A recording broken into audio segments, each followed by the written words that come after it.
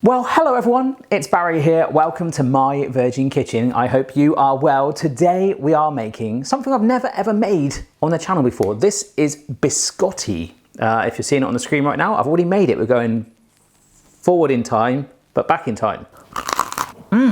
Orange, cranberry and hazelnut biscotti. Quite a crunchy biscuit. I was actually weighing up whether to make this or polenta cake for this video, and in fact I reached out to my Twitter followers and did the following poll, and surprisingly polenta cake came second. So yeah, biscotti it was. It had 134 votes in the hour, and I can't really find any more info. So if you're one of the people that voted for biscotti, that's why we're making it. So if you're not already on the website, the full ingredients and method epic write-up that I've done is on myvirginkitchen.com. Let's get going. It's a very bright day, so we've got the sun trap thing up there and the doors, so the lighting might get a little weird, and you can just see the pugs just chilling out, enjoying the sun.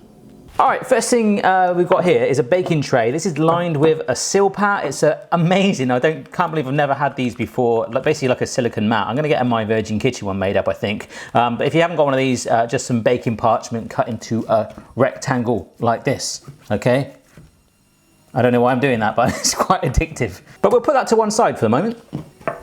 This is a large mixing bowl. It's going to be the flux capacitor of this recipe, okay? It's all going to happen in here initially. So let's start off by adding in our dry ingredients. This is some plain flour. Not even going to sieve it, because we're living life dangerously. Caster sugar and baking powder. Sprinkle of that, half a teaspoon of that. All right, you might hear the slight ambience of my neighbour mowing their garden, but we'll carry on. You might not, the microphones might not be picking it up. So we're just going to mix this through.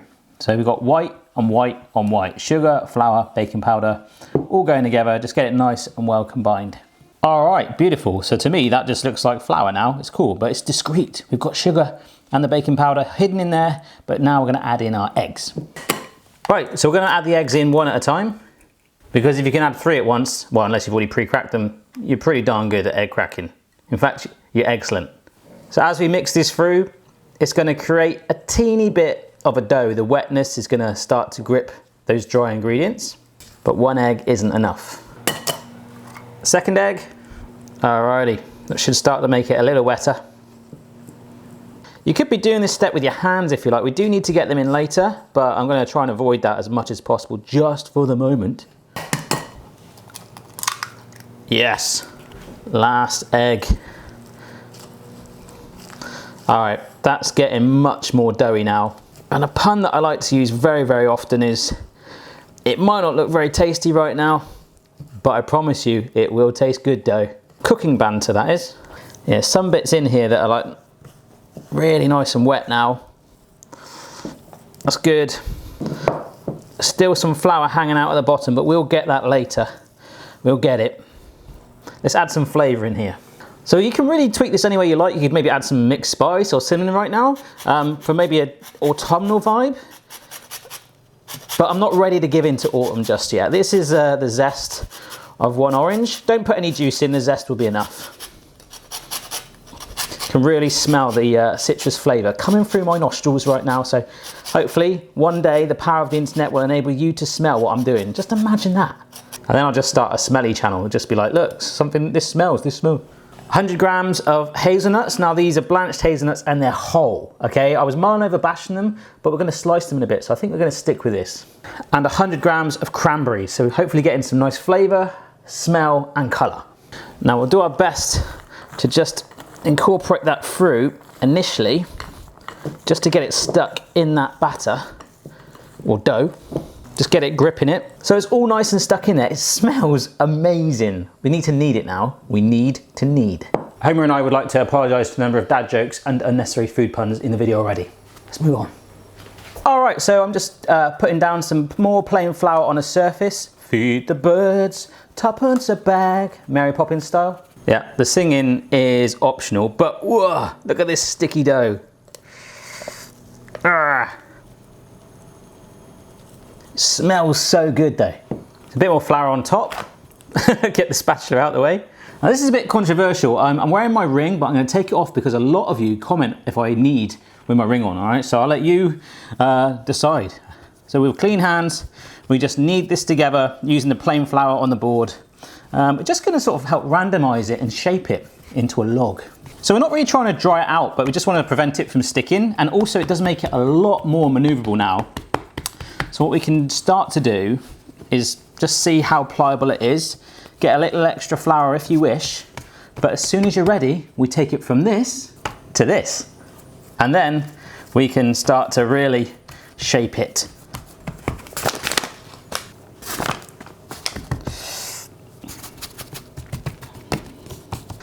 Just try and make sure it's nice and even. Like a sort of squished log, about 1 inch high. I love how I always talk so confidently in these recipes, but just like we saw on the cauliflower toast recipe, which I say recipe in quote marks, it's only because cooking is about confidence. I'm just doing my best, folks, and normally it works out okay. I'm just playing with it now. I'm finding this really fun. Beautiful, so I am happy with that. We're now gonna shove it in the oven for its first bake. And yes, first bake. In that goes. Just a little disclaimer, folks. The biscotti log that I put in, it might be a teeny bit too big, but we'll find out, won't we? I've never made it before. If you want a smaller biscotti, just slice it lengthways down once you've kneaded it and make 2 little logs on the same baking tray. They should both fit. Is that all right, mate? I feel like he was judging me, saying I had to clarify that. All right, folks, I've taken it out of the oven. As you can see, it's actually quite firmed up already. We've left the oven on and it has gone massive. So I've either made extra large biscotti or I can just do a little slice down the middle, which is what I'm gonna do. So I've put it onto a board right here, away from the lip of the tray, because we're gonna use a serrated knife, best thing to use, and I don't wanna cut my tray. And I'm just gonna slice it straight down the middle.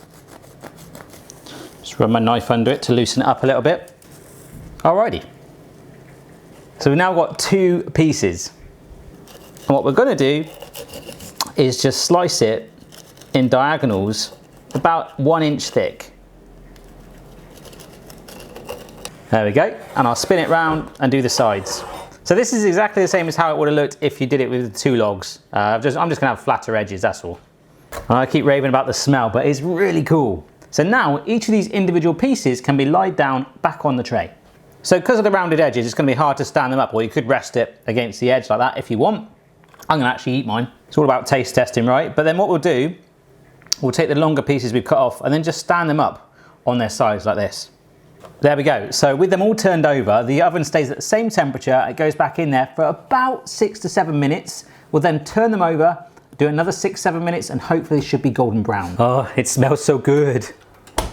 Right, let's see how this goes. So Amy here has just reminded me, if you want to, you could put some melted chocolate on top. White chocolate, Nutella, milk chocolate, anything you want to get a nice little finish.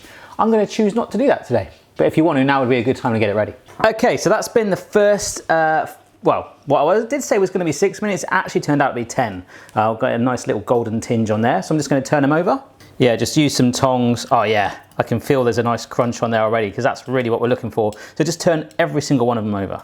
There we go. So again, I'm gonna say 6 minutes, but I'll maybe give it 10, I'll let you know. Okie dokie, folks, straight out of the oven there. So they've gone nice and light and golden brown on both sides and should have that lovely crunch. So I'm gonna let it cool down a little bit. I say if you are using chocolate now, it'd be a good time to drizzle it over there, but I'm liking them just as they are. Oh, also there's an amazing smell of toasted hazelnuts right now. There we are then, folks. So just a few pieces of it on a plate, and there's ones you can see nice and close up. Got the cranberry in there, a chunk of hazelnut, as I say, toasted vibe, and pieces of the orange zest in there. It smells incredible. Let's have a taste. Here we go. So we're looking for a nice crunch in it, of course, with the taste as well.